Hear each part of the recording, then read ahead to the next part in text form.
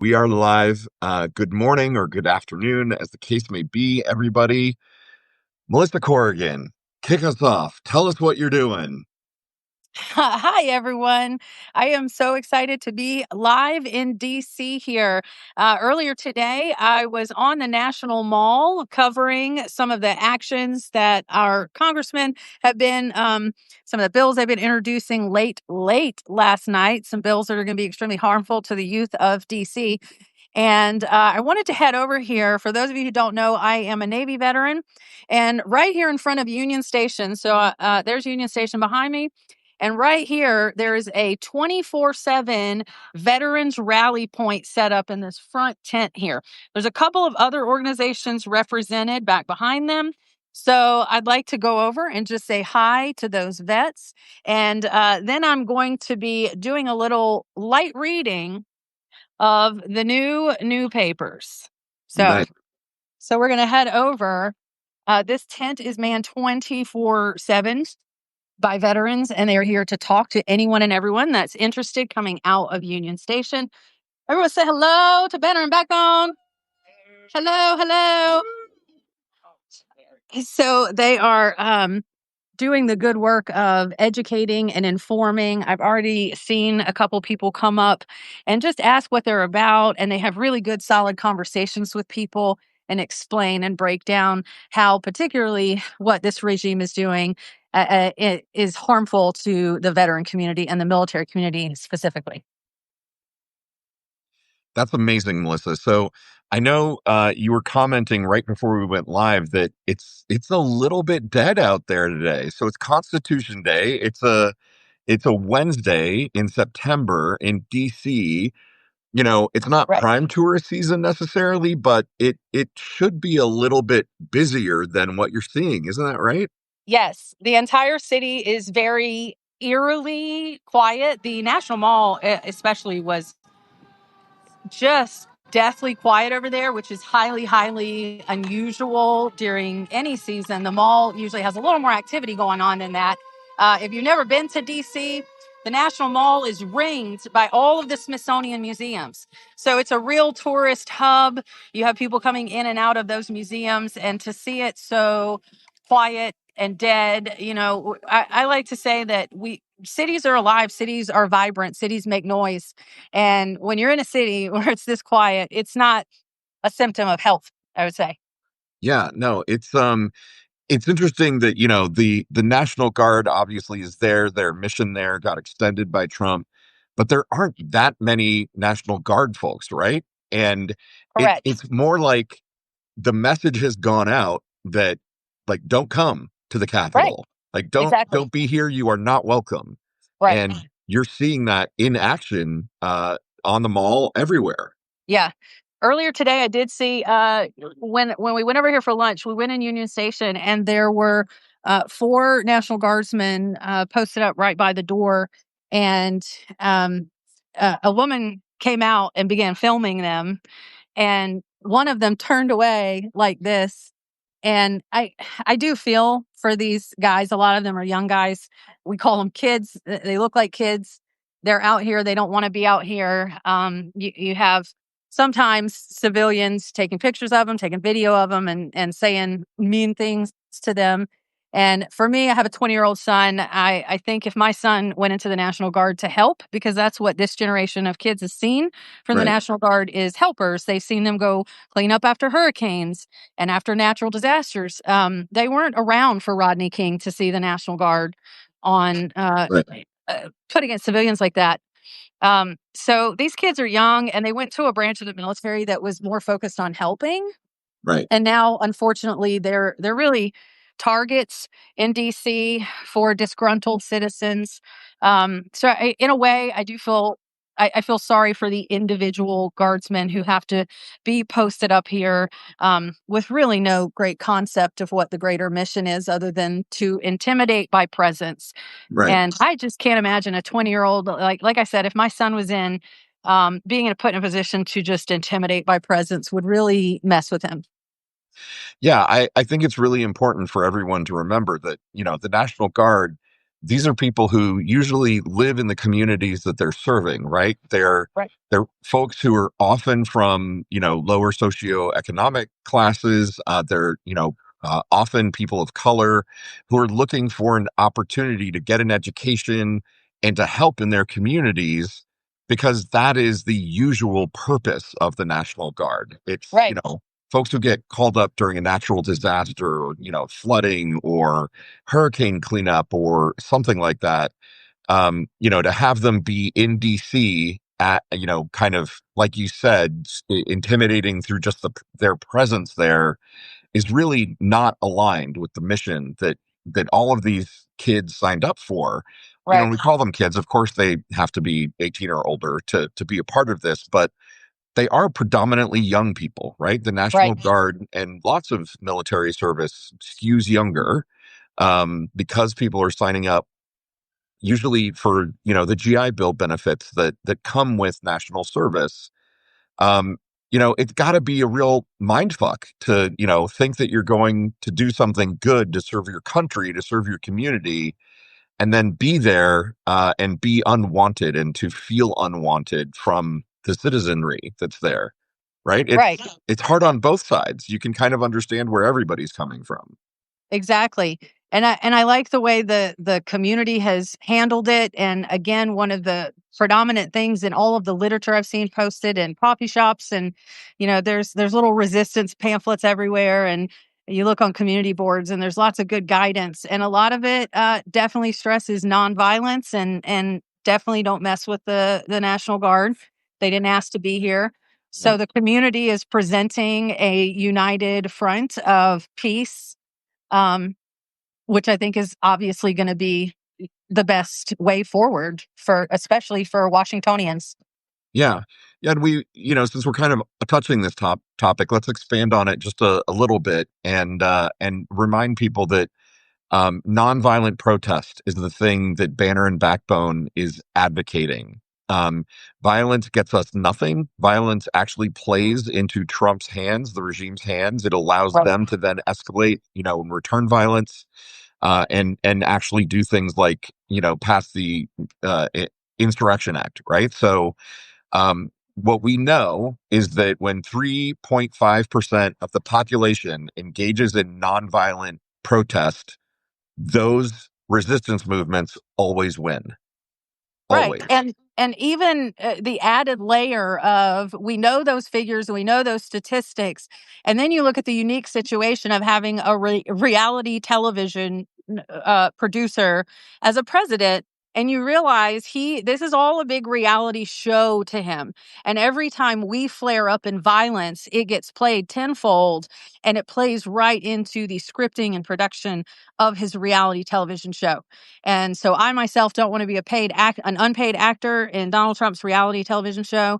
And so that is yet another compelling point to nonviolence, to not participate in the show that he wants to put on. Yeah. Yeah. Have you had a chance yet to talk to any of the guards folk that you've seen around, or are you trying No, to kind of give them their space? I've tried to give them their space, and we were running in to get lunch real quick before this live, and when we came back out, I was gonna try to grab a couple of them, and they had moved on. They're just slowly patrolling and rotating, but the fact that I haven't seen another one to pick, I mean, they're very, very few and far between. Right. Are they armed right now, Melissa? Yes, and we did notice when, my son and I came through. Now, Congress is in session, so it's obviously very, busy and well protected around the Capitol building right now. But to my knowledge, and maybe I didn't notice, but I've visited DC a lot and been in the Capitol and done Capitol tours. And as we were rounding the Capitol building, they had several dogs out, and the Capitol police were armed with semi-automatic weapons, which was like a little jarring to Yeah. see. That was not, I feel like, usual. So that was a little bit jarring. Big, big presence around the Capitol building. But aside from that, no. Yeah. This is a terrible thought, but my mind kind of instantly went to, I wonder what it would have been like if the Capitol Police had been armed with semi-automatic weapons on January 6th of 2021. Right. Yeah. You know? Exactly. Yeah. Yeah. It's a really interesting counterfactual to kind of think about. A little bit, a lot scary. Um, so I know that part of what you're doing there is it's Constitution Day today, Yes. and I want to talk in a minute about your new papers and make sure that people know about that. But what Dana and I just saw on Substack is there's apparently a protest. There are 50 people who marched 10 miles every day for the last 16 days from Philadelphia to the Capitol building. And they're bringing a copy of the Constitution. And their whole point is to remind Congress critters that they have taken an oath to the Constitution. I'm wondering, have you seen that I march of those have people?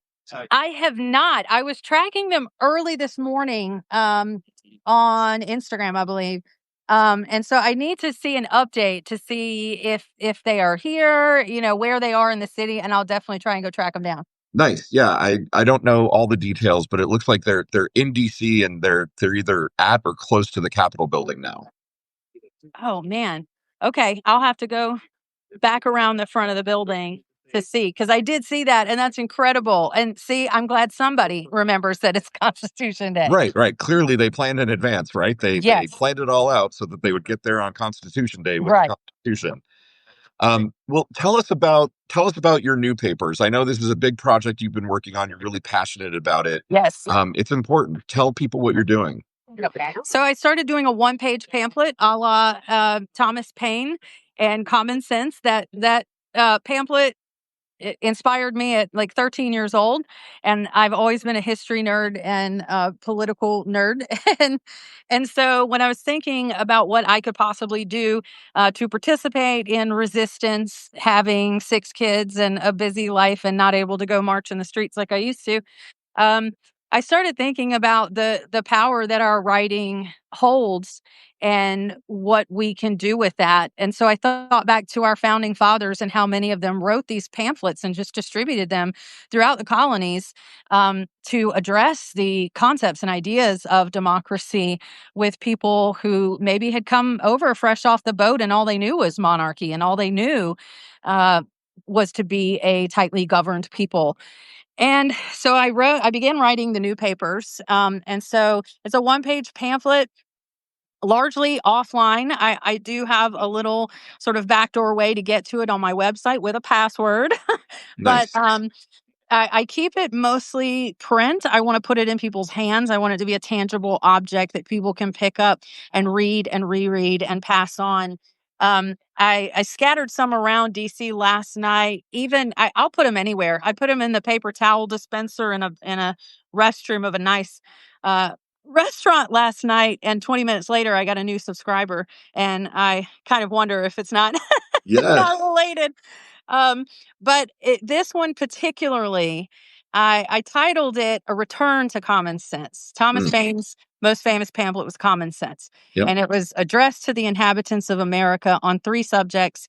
So I really mirrored that framework, and it is Return to Common Sense, addressed to the inhabitants of the United States of America, because he wrote that before it was the United States, on the topics of liberty, empathy, and courage. And I used sort of the allegory of a torch, a light. And if every citizen of America has their own light of liberty, we're a brighter nation. We can see where we're going. We can Yeah. march into the future. If you restrict that light to a select few, you're a dark nation and people are operating in the dark. And that's not a healthy way for any nation to operate. And out of that, part of the cornerstone of getting that light of liberty to everyone is, as a people, insisting going forward that empathy be a foundational piece of our governance from now on. It's time for universal health care. It's time for a universal quality of life here that many other developed nations have already made empathy a cornerstone for their nations, and it Right. shows in how they take care of their citizens. Yeah. And taking those two pieces together, liberty and empathy, the third piece is courage. Do you have the courage to step out and demand this? Yeah. Those are such great concepts, right? And I think courage, well, empathy and courage in particular, because what we've seen recently in the news, with the assassination of Charlie Kirk, Right. is somebody who actively advocated against empathy, right? Somebody who said that empathy was a weakness, which is a talking point of the right wing machine that we're up against. Right. And courage is such an important point because, I think we keep waiting for somebody to come along and save us. And what we all need to realize is it's us. There's nobody else. Right. The person, whoever we think we're waiting for to come lead us out of this darkness, We've doesn't seen too exist. many movies. Yeah, right. We've seen too many movies about, the hero that rises. Well, the, Right. the heroes are us. And it's thousands and millions of small acts of courage like this, what you're doing by being there and by printing your pamphlet, by having the courage to, I think many people, myself included, the idea of like printing a piece of my writing and printing it up and handing it out to people directly, that's freaking scary, right? Like It that is. feels uncomfortable.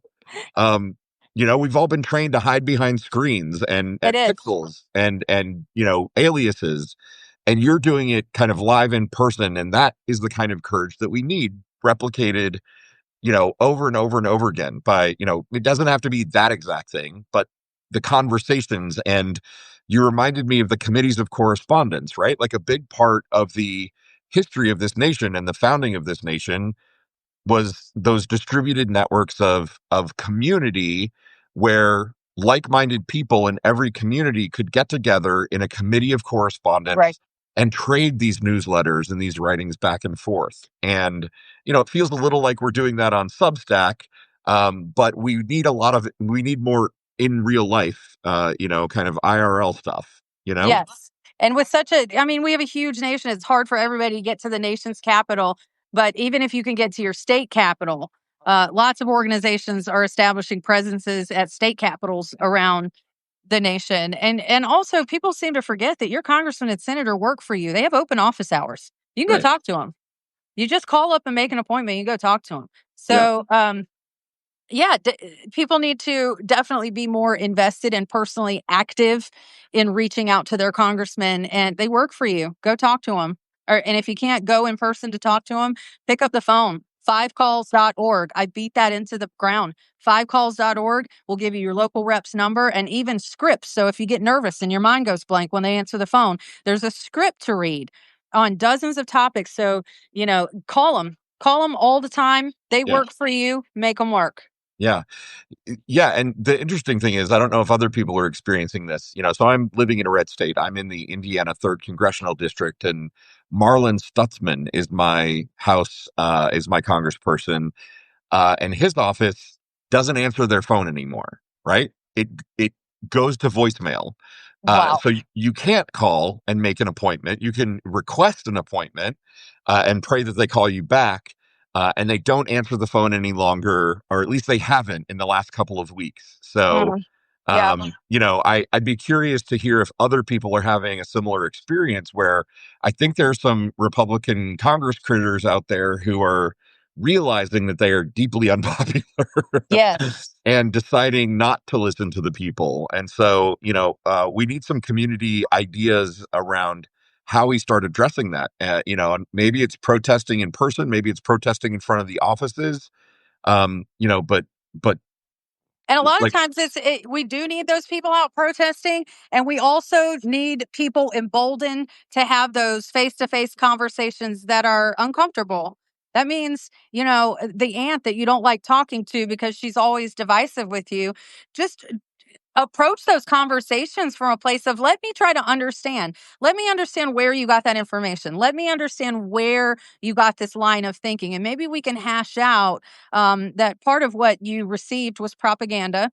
There's no facts behind that. Here are some facts to think about. And you're not going to necessarily change people's mind. But if you approach those conversations with dignity and respect, and like, hey, I just want you to have the facts. You can believe what you want to believe, but at least I want you to have the full facts to make that determination for yourself. Those are small acts of bravery. Anytime you overhear someone say something that's just absolutely false, just be like, hey, um, yeah, that's not necessarily the case. And those are the tiny acts of bravery that really change, just cause a groundswell of change. And we have to get comfortable having those conversations and speaking up in the moment.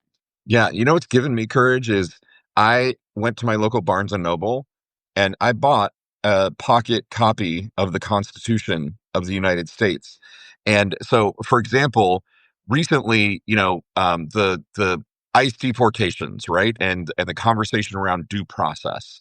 And what I've run up against is people who, are like, oh, well, they're not citizens, and so they don't deserve due process.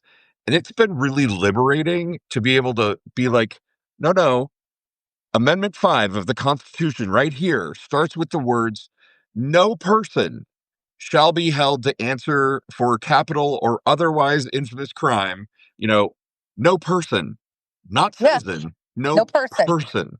Yeah, That's anybody. They don't have to be here legally. It literally means that every person who is in the borders of the United States deserves due process, regardless of their citizenship status. right, And like actually having the words of our founding document kind of at hand to be able to reference really does help move some of those conversations forward, right? Because right, it's really easy then to be like, do you support the Constitution or no?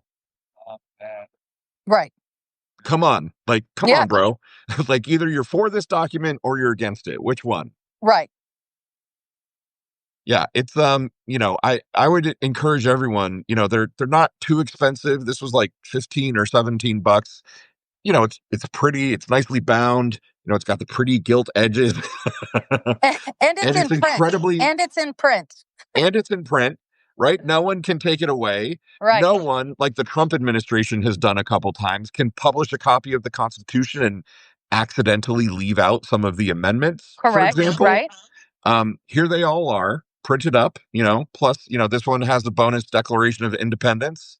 So you can remind people that, in the Declaration, we are all told that we have inalienable rights, life, Right. liberty, and the pursuit of happiness that almost come before all of the amendments, the Bill of Rights, and everything else, right? Like the Right. Declaration is a key founding document of our country. It counts. Right. And we do still have these rights. Executive orders that he signs in a fucking marker don't mean that the laws have changed, and he doesn't Right. change the Constitution. And he's trying to threaten people and scare people with these largely performative executive orders that are for the most part getting shredded in court, just taken apart. They are Yeah. not enforceable. And so you know, our courts are for the most part, bearing their burden in the checks and balances, probably more than their fair share of the burden, considering Congress didn't doing their part. So, you have justices and judges across the nation that are stepping up and doing the right thing and holding this administration to task. You'll see the headline when he writes some or signs some, because we know he's not writing them. When he signs some crazy executive order, you see those headlines. But then the headlines of the courts dismantling those and throwing them out and saying they're not enforceable, those are a lot quieter.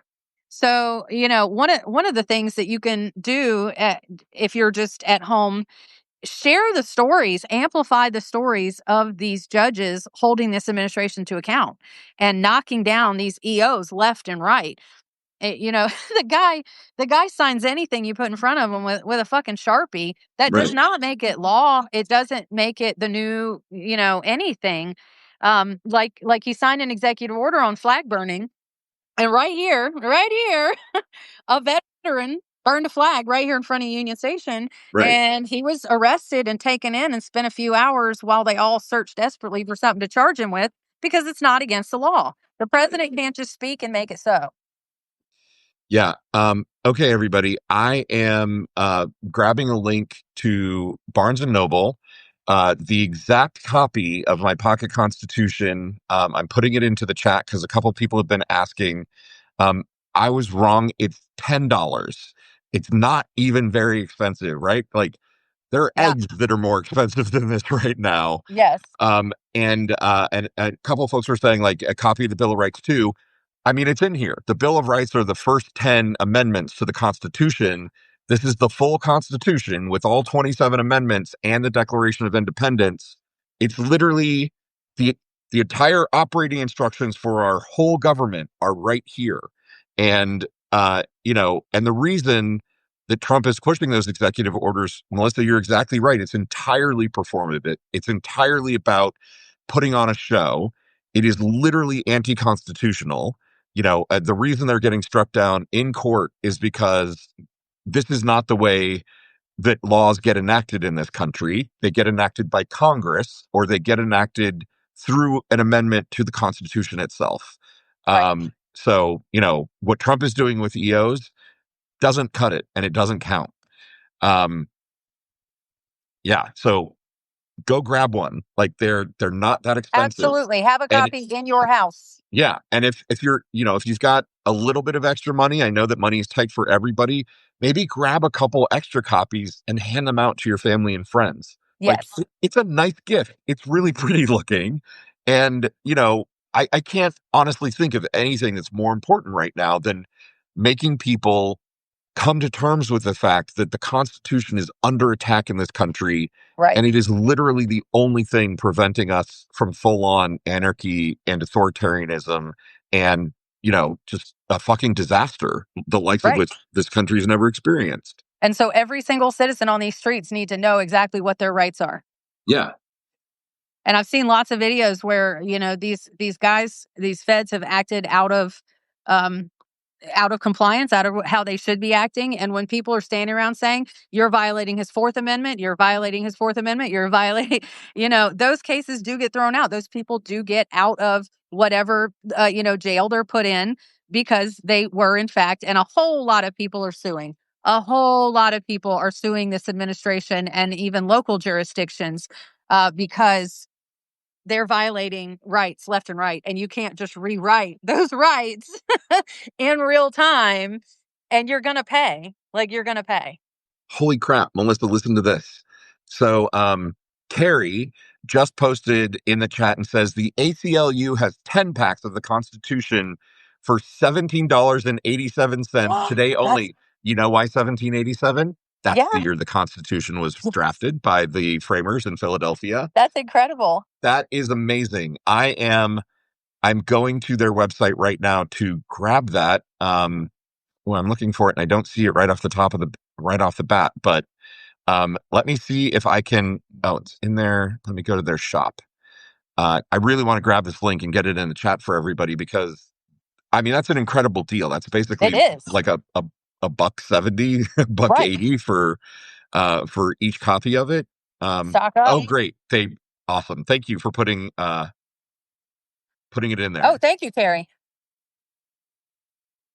Oh, and the first 100 orders get a free flag pin. Oh, That's pretty cool. You know what? I am broke as fuck right now. Seriously, like super crazy broke, but I'm going to go buy a 10 pack of the Constitution yeah, me too. and hand it on to people because this is an incredible deal and it's super important. Carrie put the link in there. I am repeating and putting the link in there too. Such a great idea. Such a great idea. Thank you, Carrie, for bringing that forward. Um, So, Melissa, I know we've talked about really important things so far, and I know that you probably got a couple other topics you want to bring up, but I want to flash back to just a couple hours ago. You Oh, were yeah. on the Daily Whatever show this morning with me and Dana. Thank you, by the way, for doing that. You were absolutely fantastic, as you always are. Thank Um, you. and you broke some news. Like literally, I I think you did. broke news this morning. A golden calf has been erected on the National Mall, people. Melissa, tell everybody what you saw. Right. So I was going live with you guys earlier and I saw a couple of guys unloading a package, a large package right on the National Mall, which I thought was unusual. Um, and so they pulled out what appeared to be a statue and I could start to see that it was gold underneath its wrappings. And I was thinking, oh my God, this is crazy. So it had its arm like this number. And I was like, "Oh, no. Oh It's no. not what I think it was." And it was not that. It was not that. But they unwrapped it and erected it, and it is a large golden statue of Trump, holding out a Bitcoin, and it is thanking Trump for bringing success to Bitcoin. Absolutely crazy, right? And we talked about this that um Trump and his family have made somewhere between 2 and 5 billion with a B dollars of trading their own coin, and Melania has a Right. coin, and they've got all these shit coins basically that are being pumped and dumped, right? They're being Right. artificially inflated because all of his loyal MAGA followers go and invest. Right. And there literally it has been rug pull after rug pull. If you don't know what that is in the meme coin world, it's when somebody goes out and they artificially inflate the price of a coin by making everyone really excited about it, and then the people who founded the coin cash out, Yep. right? And so they pull the rug out from everybody else, and the coin plummets in value. And then if they're Trump, they do it over and over again. They keep pumping it up Right. and then rug pulling and then pumping it up and then rug pulling. And so they have raked in billions of dollars illegally. Like this is Billions. this is the Securities and Exchange Commission fraud thing. If you know if coins were truly regulated by the Right. SEC, and it's a total scam, and it's just enriching them because they care about nothing but money and themselves. Right. And this is just one of the grifts. The coins that they have are just one of the grifts. I read somewhere that it's closer to 40 billion that the family has made since January between all the merch, because the president of the United States has merch now, between the merch and the other grifts, like the coins that they all have. So he apparently a moment's clause and anything like that is just totally out the window.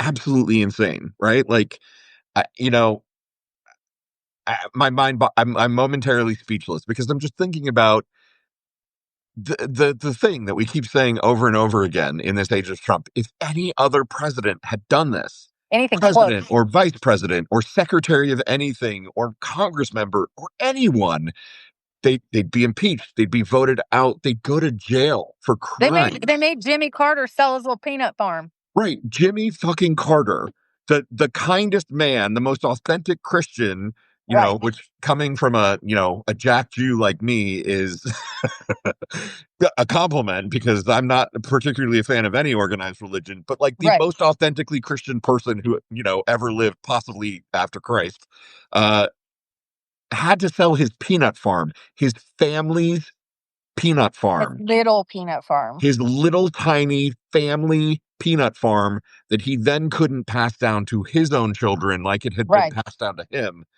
because it was such a conflict of interest, because the president has so much say over the peanut prices. And he was forced to, but there was also an element of he said, "Okay, I'll do that because I want to be a servant to the people." Right, like because Carter was such a good and honest man, he Right. did the emotional calculation and said, I want to be a paragon of virtue. I want to live up to my highest values, and I'm willing to sacrifice, you Right. know, so that I can serve my country in the best possible way. And Right. he did that. And, and what he got as thanks was the Reagan Revolution, Right. which, we could argue is the thing that put us on this trajectory towards Trump and the absolute cravenness that we're seeing in government right now. It's fucking disgusting how much about money making and, tying it all together.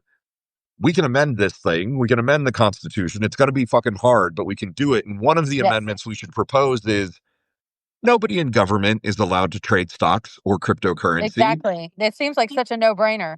Such a no brainer. I think, I don't know the polling on it, but I would kind of bet that it's probably up there in the 80s or 90s in terms of like the broad based consensus. I think Right. Republicans, Democrats, Independents, and, whatever would probably agree.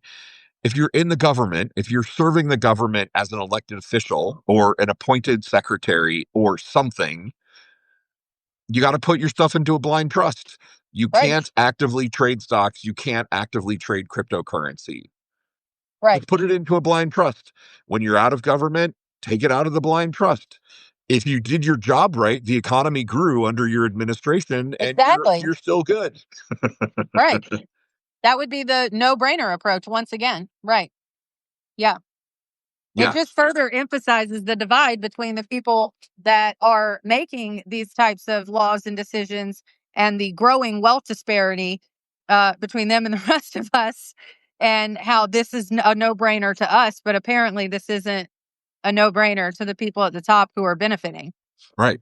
Right. The thing that excites me about the idea of trying to work towards an amendment for something like this is because it's almost certainly got such broad-based approval. We could go into Arkansas or Tennessee or Wyoming, right? And say, do you think that elected officials should be able to profit off of their government business? Everyone's going to say no, and Yeah. then you get people to sign it. Like we could organize people in Wyoming to do this, and I think it would be a great way to build the infrastructure for larger movement about what we need to do to take this country back and get it back on track. So that's the thing that that we at Banner and Backbone are going to be talking about again more in the future. We published an article recently about amending the Constitution, how it's built into the Constitution. It was Yes. considered an integral part. The whole reason the Constitution got adopted is because it had an amendment process. The Bill of Rights was the price that got paid by the Federalists to the Anti-Federalists to get the Constitution ratified. Um, and Jill Lepore, who's a Harvard professor, has a book that just came out called "We the People." It's literally about amending the Constitution and how, because we have lost the ability, the belief that we can amend the Constitution, we're losing our democracy. Yes. So this is a big push that I think we should make, and I know, Melissa, you feel similarly, and so I'm excited that we get to work on that moving Yes, forward. absolutely. Like we were talking about earlier, when I was on the Daily Whatever this morning, Thomas Jefferson, who is definitely problematic in a lot of ways, but in terms of political conception and science and other philosophy, he was a genius. I mean, he really was. And Thomas Jefferson believed that we should have a new constitution every 22 years, that we should, convene a constitutional congress every 22 years, so each generation makes their own constitution that would fit in their time. He is the one of the only forefathers that foresaw the issues that would come with a static document in a fluctuating society, and things that they could never predict. They never could have predicted people having access to something like a semi-automatic weapon. That just was not even in anything they could conceptualize. They couldn't conceptualize of even a society where women were equal to men. I mean, that alone. And so having a new constitution for every generation that is drafted and voted on and approved by representatives of that generation, Yeah. that was something that he kept advocating for. Obviously, he was on the losing end of that battle. But I really wish, of all the things that Thomas Jefferson did, that would be the one that would have sustained until today, because we are seeing in real time what happens when you have a 200-year-old document that is trying to navigate a modern ship. Right. Yeah, exactly. The Articles of Confederation, which was the first document that the country was run under for 8 years, was so inflexible. It required unanimous consent between the 13 states to be amended. And it was so inflexible that it literally ruined the young country. Like, people thought the U.S. was going to fail as an entity. 8 years in, 10 years after the war ended, people literally thought the United States was going to end. It was going to die. And that was why the framers in Philadelphia actually tossed out their original instructions, which was to fix the Articles of Confederation, and they just Right. wrote a whole new government. They created a whole new form of government.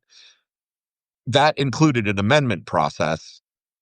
But the problem, what Jill Lepore argues in her book, is that they were trying to find a balance between being easily amendable, but not too easily amendable. And unfortunately, they over index towards difficulty. And so it's hard to amend the Constitution, but it isn't impossible.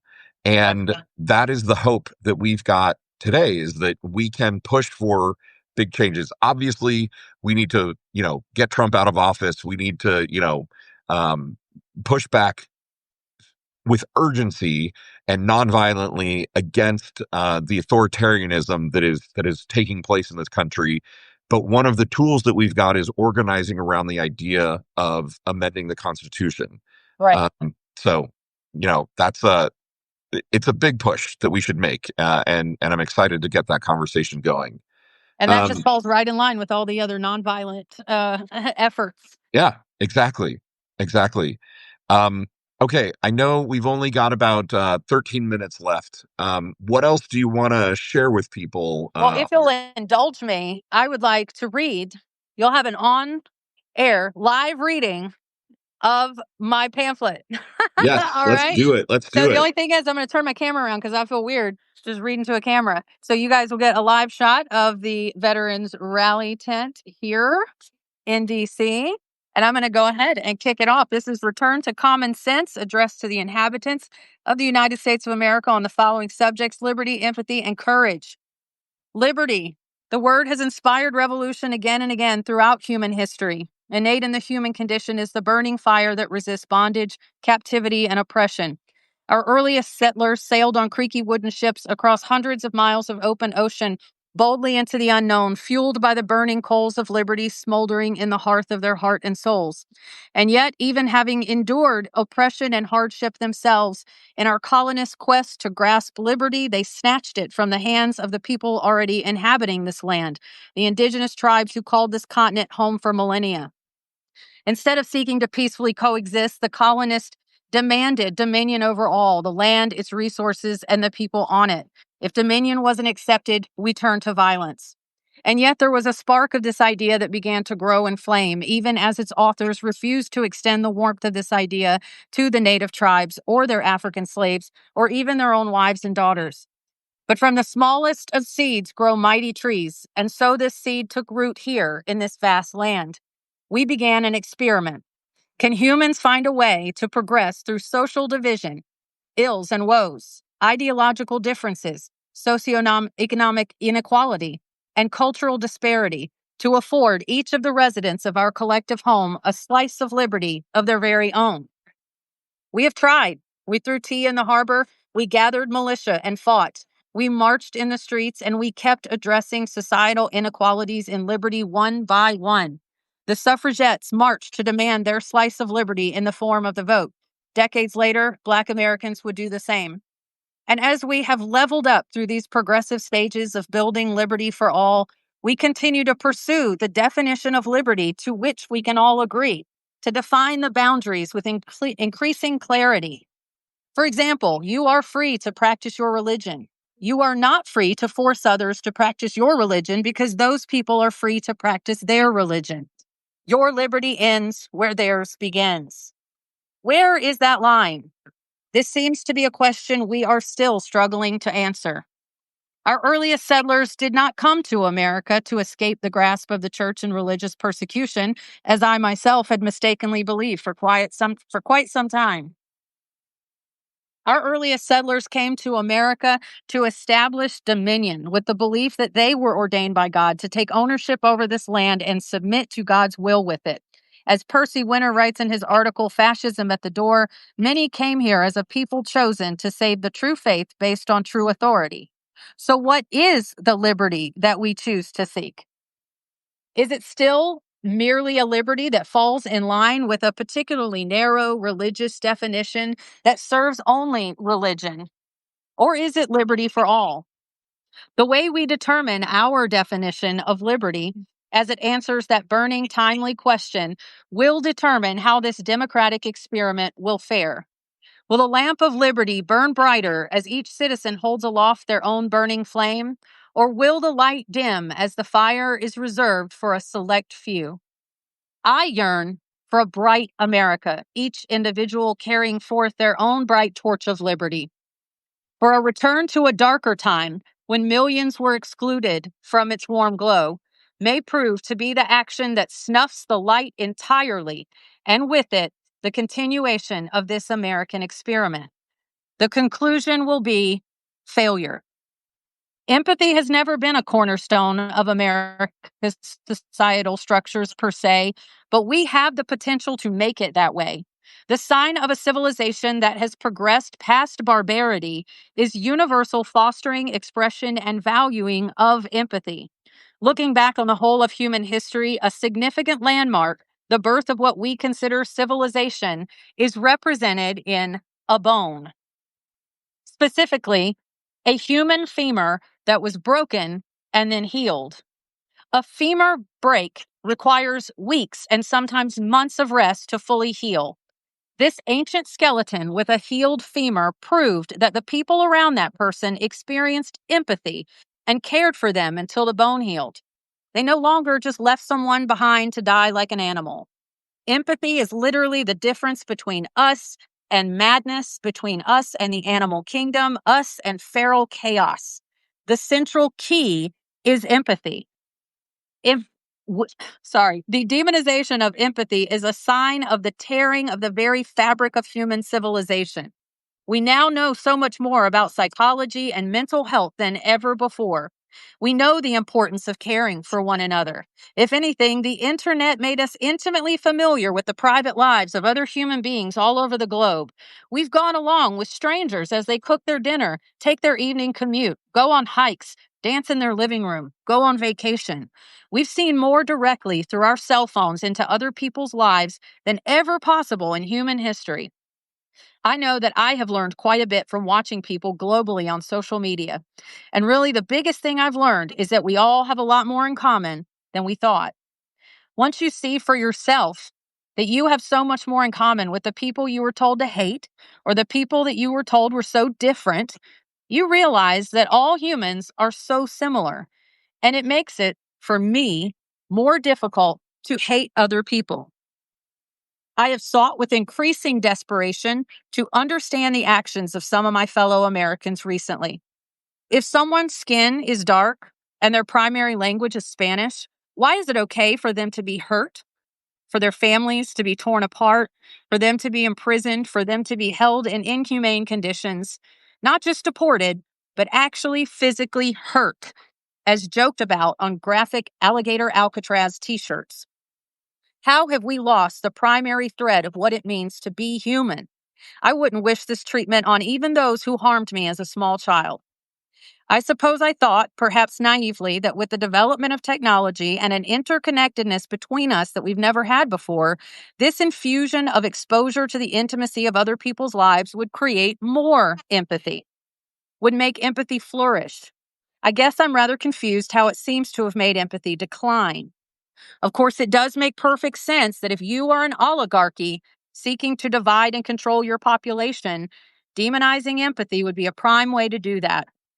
If growth and technology had caused the fostering of empathy, our society would be much more progressive and kind than it currently is. And certainly, from that, workers would have much better rights and wages than they currently do. So oligarchs benefit greatly from demonizing empathy and making citizens believe that being empathetic towards others is somehow weak, and even that those who display empathy are evil. It is, quite honestly, a masterful stroke of long-range planning to disrupt the organic potential of technology to foster and increase empathy, but it has not experienced universal success across our land. Despite all attempts, many Americans still feel and express empathy for one another. Empathy is a natural enemy of both capitalism and fascism.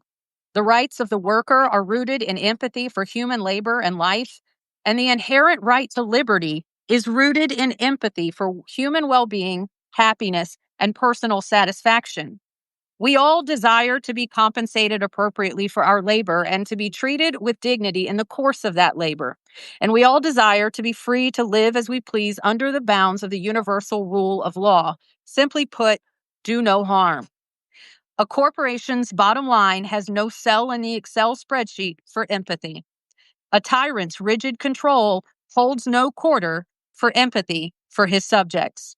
And so the question becomes, do the American people recognize empathy as a necessary feature in the reprogramming of our nation's blueprints? And are they willing to demand it without exception? Courage, mental or moral strength to venture, persevere, and withstand danger, fear, or difficulty, as defined by Merriam-Webster.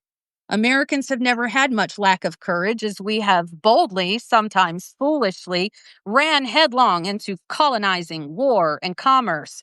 If it requires brute force and aggression, we can't go fast enough. But when a situation demands a more subtle moral courage, the courage to stand up for a friend or protect a vulnerable person, some Americans lose their bravado. Standing at this moment in our nation's history, with fractures growing throughout the democracy, aspects of our constitutional undergirding crumbling, we each find ourselves at a crossroads of moral divergence. It appears that one path leads to a dimming of the light of liberty by reducing the possession of its flame to a select few, a rejection of the foundational demand for empathy, and therefore admitted forfeiture in the great American experiment. It will be the end of the road for what we know as America. The other path leads to a universal brightening of the shared light of liberty and an insistence on empathy as a required ingredient in the melting pot that holds the future of America. This path is not an immediate proclamation of success in this grand experiment, but it does continue it. On this path, we will press together to keep learning, growing, and reaching for a more perfect union, striving onward together to establish justice, ensure domestic tranquility, provide for the common defense, promote the general welfare, and secure the blessings of liberty to ourselves and our posterity. This path demands a courage from Americans which may feel awkward and cumbersome, for it does not require loud bluster and bold aggression. It requires a moral courage rooted in humility, justice, empathy, and compassion, and a vision for the nation far greater than one's own interest. It demands moral fortitude to honor the promise of what America can be, a land where each individual possesses true freedom. Freedom from oppression from oligarchs, corporations, religion, and the particular brand of men who lust after unfettered power on the backs of a broken people. Will you allow America to become a broken people? Or will you step forward with courage, bearing the moral fortitude of a visionary leader who still believes in the potential of a land of free and equal people, each bearing a blazing torch of liberty? Here's my torch, friend. Step forward with me. We are America's hope and promise for a brighter tomorrow, and together we can chart a brilliant course. Melissa, oh my God. Amazing. You like people are going nuts in the chat. It is so good. People want to be able to print copies of it to pass it out. I think you mentioned that you were potentially publishing it I on do. Counterstory Media. It's on my website. It's on counterstorymedia.com/TNP for the new papers. And there is a password for that page that is White Rose. White All one word. Rose. White Rose. Okay, hang on. I know we're right at time, but I'm going to go to Counterstory Media right now and I'm going to grab that link. Um, Hang on, folks. I'm navigating while I am trying to talk, which, me brain, no good. So sometimes, all right, Counterstory Media. Black. Hold on. I'm going to drop let's see. Okay. Sometimes. Oops. All right. I'm muting. I'm doing that. / the new papers, TNP. TNP. And it says page not found. Let's see. Counterstorymedia.com. Oh, not the Substack Counterstory Media. No, not the Substack, on my own website. So I have control of that shit. Got it. Okay. Here we are. Let me see. And I am Blah, blah, about to blah. move to a server in Iceland. Nice. Okay. We need to talk about that because I am super curious. All right. I've got the URL. I'm putting it in the chat right now. So this is the URL, people, and then the password, Melissa said, is White Rose, All one one word, all lowercase. Why write White Rose, Melissa? The White Rose Society was founded by Sophie Scholl in the French Resistance during World War II. Sophie Scholl was a sweet little 21-year-old girl that was a student at university who wrote her own one-page pamphlet and distributed it on campus and around Paris. And she was shot in the street by Nazis for her effort. Wow.